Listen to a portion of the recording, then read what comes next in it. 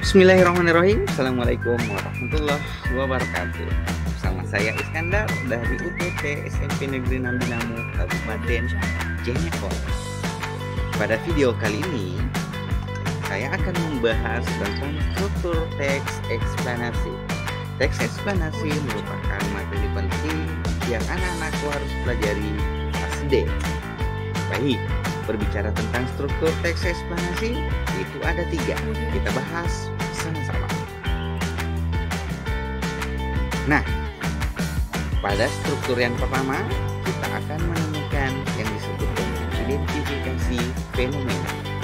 Pada bagian ini, mengidentifikasi sesuatu akan diterangkan secara umum.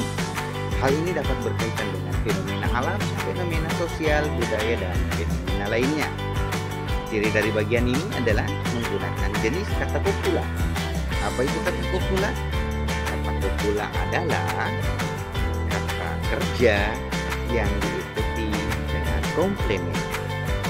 Nah, yang mana contohnya?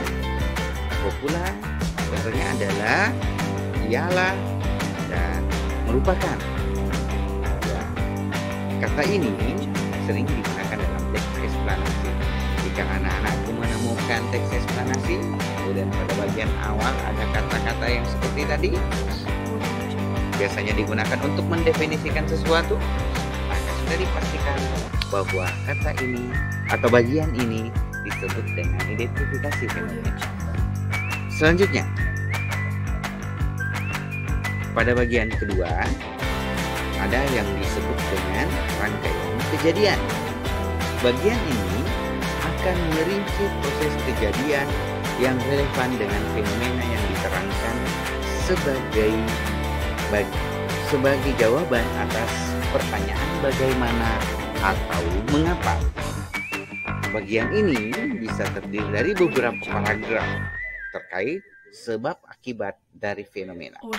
Ya, jadi jika anak-anakku menemukan teks eksplanasi yang di situ sudah menceritakan rangkaian kejadian dari peristiwa 1 ke peristiwa kedua, dari peristiwa ketiga ke peristiwa selanjutnya sebagai akibat dari pernyataan sebelumnya atau peristiwa sebelumnya, maka dipastikan bahwa bagian ini adalah rangkaian kejadian.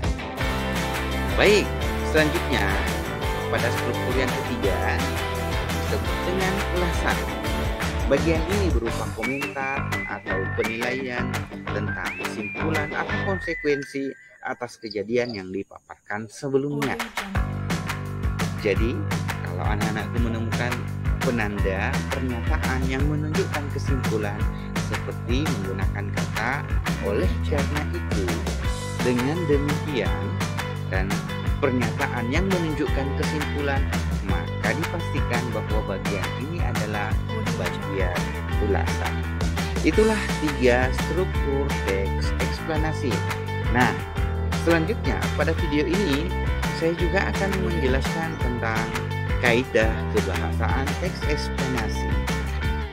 Oke, berbicara tentang kaidah kebahasaan teks eksplanasi yang pertama, fokus pada hal umum atau generik, bukan berfokus pada partisipan manusia atau disebut dengan non-human partisipan. Contoh, tsunami, banjir, gempa bumi, hujan, serta udara. Tidak atau jarang atau tidak membahas tentang hal yang berkaitan dengan partisipan manusia. Selanjutnya,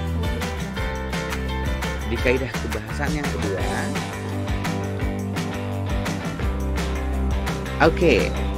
dimungkinkan untuk menggunakan istilah ilmiah, lebih banyak menggunakan verba material serta verba relasional atau kata kerja aktif. Baik, selanjutnya yang ketiga, menggunakan konjungsi waktu dan kausalitas. Contohnya sehingga, pertama, jika, bila, sebelum, dan kemudian, dan banyak menggunakan kalimat pasif. Nah, tentu jika dihubungkan dengan struktur tadi, maka jelas bahwa yang menunjukkan rangkaian kejadian biasanya menggunakan konjungsi waktu kausalitas. Selanjutnya di kaidah yang keempat ada Aspek teks eksplanasi meliputi penggunaan istilah atau kata teknis, kata sambung yang menyatakan urutan, kata sambung yang menyatakan sebab, dan kata penutup.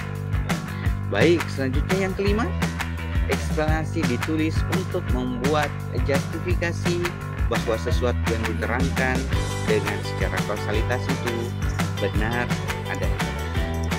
Baik, itulah 5 kaidah kebahasaan teks eksplanasi. Terima kasih dan semoga bermanfaat. Assalamualaikum warahmatullahi wabarakatuh.